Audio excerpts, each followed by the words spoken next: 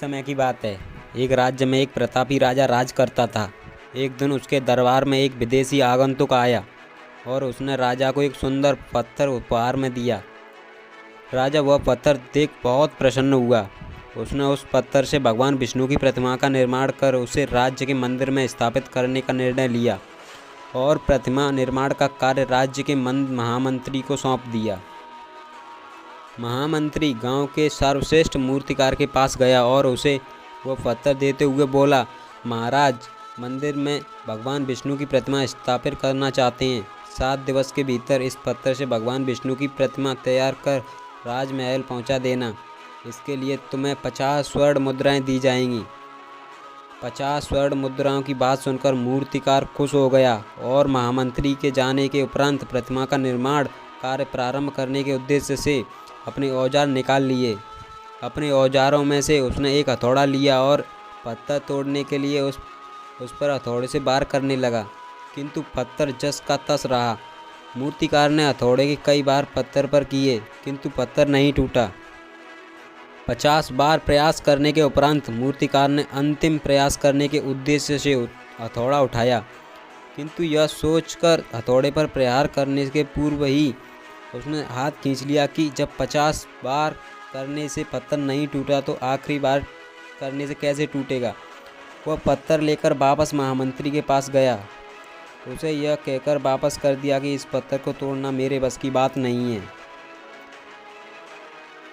और सीख जो हमें इस कहानी से मिलती है। मित्रों, हम भी अपने जीवन में ऐसी परिस्थितियों दो चार होते रहते हैं। कई बार हम ऐसी परिस्थितियों से पीछे हट जाते हैं, तो हमें ध्यान रखना चाहिए कि कैसी भी परिस्थिति आए, हमें अपनी हर परिस्थिति का डटकर सामना करना चाहिए। 50 बार प्रयास करने के उपरांत मूर्तिकार ने अंतिम बार प्रयास करने के उद्देश्य से हथौड़ा उठाया, किंतु यह सोचकर हथौड़े पर प्रहार करने के पूर्व ही उसने हाथ खींच लिया कि जब 50 बार करने से पत्थर नहीं टूटा तो अब क्या टूटेगा।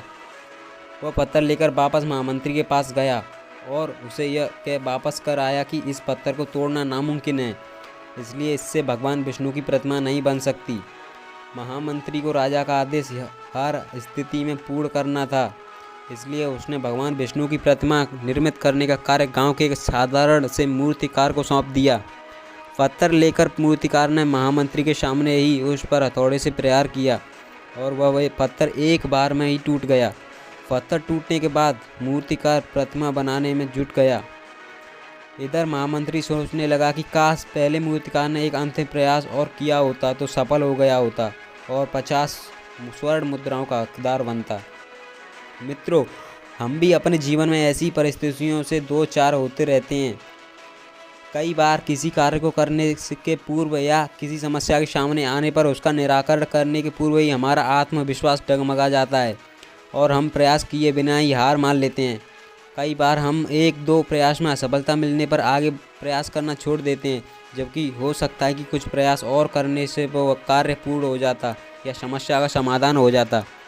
यदि जीवन में सफलता प्राप्त करनी है तो बार बार असफल होने पर भी तब तक प्रयास करना नहीं छोड़ना चाहिए जब तक सफलता नहीं मिल जाती। क्या पता जिस प्रयास को करने के पूर्व हम हाथ खींच लें वही हमारा अंतिम प्रयास हो और उसमें ही हमें कामयाबी प्राप्त हो जाए। दोस्तों, अगर वीडियो अच्छी लगी हो तो वीडियो को हमारी को लाइक कर देना और अगर पहली बार चैनल पर विजिट कर रहे हो तो चैनल को सब्सक्राइब कर लेना।